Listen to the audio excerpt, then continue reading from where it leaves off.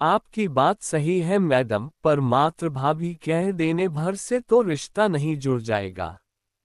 वैसे भी यह बड़ा नाजुक व प्यार भरा रिश्ता है, इस रिश्ते को निभा पाएंगी आप? कहानी शुरू करने से पहले हमारे चैनल कहानियां 7.4 को प्लीज सब्सक्राइब एंड लाइक अवश्य करें ताकि हमें मोटिवेशन मिलता रहे, ताकि आप लोगों के लिए नया नया कहानी लाता रहूं। आइए कहानी शुरू करते हैं।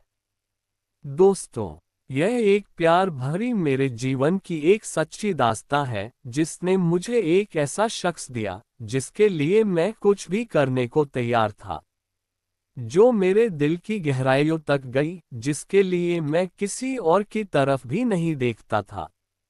सुबह का अखबार पढ़ते हुए अचानक मेरी निगाह अपनी नई पड़ोसन से जा टकराए। मैंने सुना तो था कि मेरे बगल वाले फ्लैट में कोई महिला अधिकारी शिफ्ट होने वाली है, पर यह हमारा पहला आमना सामना था।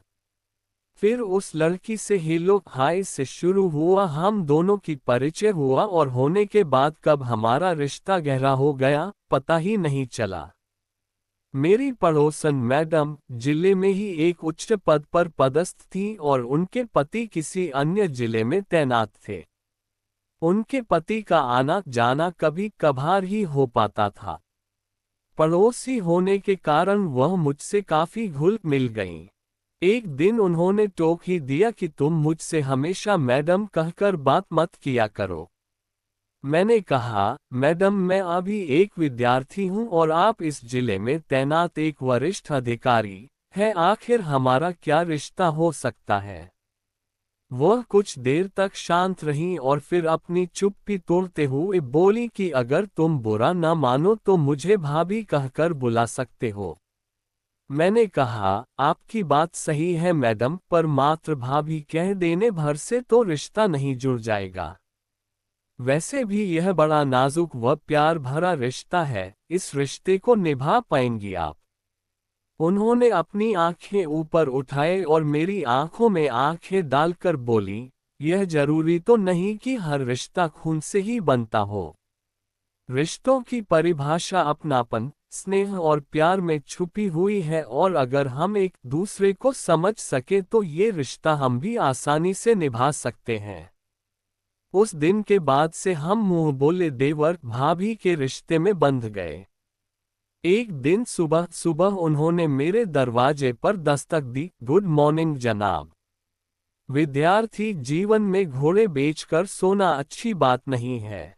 अच्छे विद्यार्थियों की तरह अपने करियर पर ध्यान दीजिए और पढ़ाई लिखाई में जुट जाइए।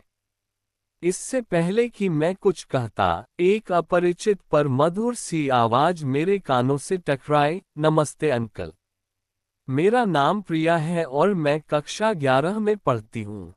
मैं आपकी भाभी की इकलौती प्यारी बिटिया रानी हूँ और अब यहीं पर रहकर आगे की पढ़ाई करूँगी। अच्छा भाभी, तो आपने इन्हें हमारे बारे में पहले से ही बता रखा है। चलिए अच्छा हुआ, अब हमें परिचय देने की जरूरत नहीं पड़ेगी। तो ठीक है, हाथ मिलाए और आज से हम दोस्त हुए।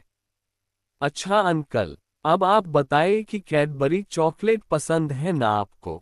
हाँ हाँ, क्यों नहीं। तो फिर शाम को आप कैडबरी चॉकलेट लेकर आइएगा।